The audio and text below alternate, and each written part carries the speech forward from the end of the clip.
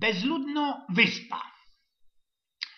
Wiecie, trefy jakiegoś jednego mojego kamrata Acika, który już dawno temu nazad poszedł na taką morską szulę, na taką akademię morską w Gdyni, bo od zawdy, od maleńkości chciał być zajmany.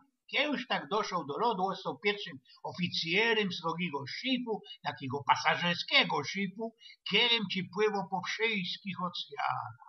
A że my się już pora nie widzieli, siedlimy się saką paką w jednym gryfnym szynku na naszej chorzowskiej wolce i tak po jakichś poru lagach tego whisky, Black and White, albo Jasia Bandrusika, znaczy się Johnny Walkera, i po niskorzejszym jeszcze rumie napoczną miło sprawiać, co tyż to mu się na tych morzach i oceanach przytrafiło. Wiesz, Eugen, rósł toch miałech taki nieszczęsny fal, zaczął Acik. Napoczli mi nasza rajza od Liverpoolu w Anglii, miał to być taki szykowny Austruk do najbardziej zabranych pieniężnych Englanderów i ich babów i cerów. Tak po jakichś paru dniach łoros przyszła srogo wija Sumeryjo ze pieronobiciem, nokłym deszczem, a welenos na tym oceanie byli na cztery sztoki srokie, te wele. Ten na szyf na isto napoczął nabierać wody, szło zmiarkować, co się chyba zatonko, na zicher się bultnie w tym oceanie. No co to znaczy było, pytam się go Bartko, bo nie porada trzymać już tej szpany, a on tak po lekuśku osprawił.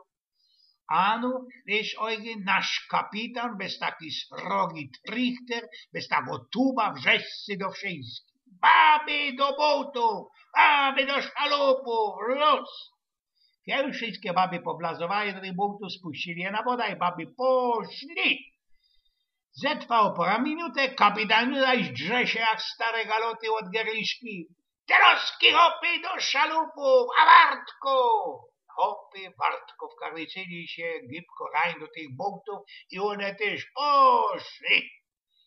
Jest der kusie, a ci wszystkie tak nastykli tam powlazować, ja? Pytam ci się go jeszcze to rzecka. Ja, Eugen, wszystkie powlazowali do kupy ze mną i tym kapitanem, a szybci tak, Eugen, pomaluśku zatąkał się we wodzie i nic się po nim nie ostało. No toś się mieli mazę, co wam się tak darzyło, będzie jak przystojnie. Drugi dzień z rańca, no, nie dawał pozór na mnie ten Acik. Klara blenduje, choby wiskała, wisiała na szpagacie i grzecie jak cętla, bo bali albecka starzykowego bimbru. Bo sprawiedliwy Acik. A sam na jednej wyspie wszystkie hopy, a na drugiej jakiś kilometr dalszy wszystkie zajbawy. A na łobkoło obiu wyspów pływają srogie rykiny i inkszo zębowato gadzina. Jakich już powiedział, Klara blenduje jak stodiosku, te baby poseblykane do saga, flotrują, kuną, pomlują nad głowami, ich batkami, lajbikami albo cytnhaltrami, a że hopów ci się na Filip ciepło. No ja, to też musiał być fal taki cufal, co hopy na jednej wyspie, a baby na drugiej i żadnego retungu, prawda? Tu pluja ci temu Acikowi. No, toż tyż te, co mieli ta kole 20 pora lot, fukli do wody i poszli.